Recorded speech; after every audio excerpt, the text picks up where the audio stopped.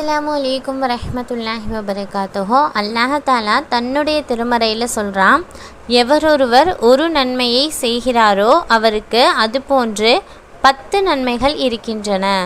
எவரொருவர் ஒரு தீமையை செய்கிறாரோ அவருக்கு அதே போன்று ஒரே தீமை அல்லாமல் அதிகமான பகரம் கொடுக்கப்பட மாட்டாது. இவ்விஷயத்தில் அவர்கள் அநியாயம் செய்யப்பட மாட்டார்கள் அப்படின்னு அல்லாஹ் தஆலா தன்னுடைய திருமறையில் சொல்கிறான். அதாவது ஒரு நன்மை செஞ்சால் 10 நன்மைகள் அவங்களுக்கு தரப்படும். அதே மாதிரி அவங்க ஒரு தீமை செஞ்சால் அவங்களுக்கு ஒரு தீமை மட்டும்தான் அவங்களுக்கு கொடுக்கப்படும். இந்த விஷயத்தில் எந்த ஒரு அநியாயமும் நடக்காது அல்லாஹ் தஆலா சொல்கிறான். இந்த ஆயத்து இறங்கின அந்த சமயத்தில் சஹாபாக்கள் நபி ஸல்லல்லாஹு அலைஹி வஸல்லம் கிட்ட கேட்குறாங்க, யா ரசூலல்லாஹ், லா இலாஹ இல்லல்லாஹ் அப்படின்றது நன்மையில் உள்ளதா அப்படின்னு. உடனே நபி ஸல்லல்லாஹு அலைஹி வஸல்லம் சொல்கிறாங்க, நன்மை அனைத்திலையுமே மிக சிறந்தது லா இலாஹ இல்லல்லாவாக தான் இருக்குது அப்படின்னு நபி ஸல்லல்லாஹு அலைஹி வஸல்லம் பதில் அளித்தாங்களாம்.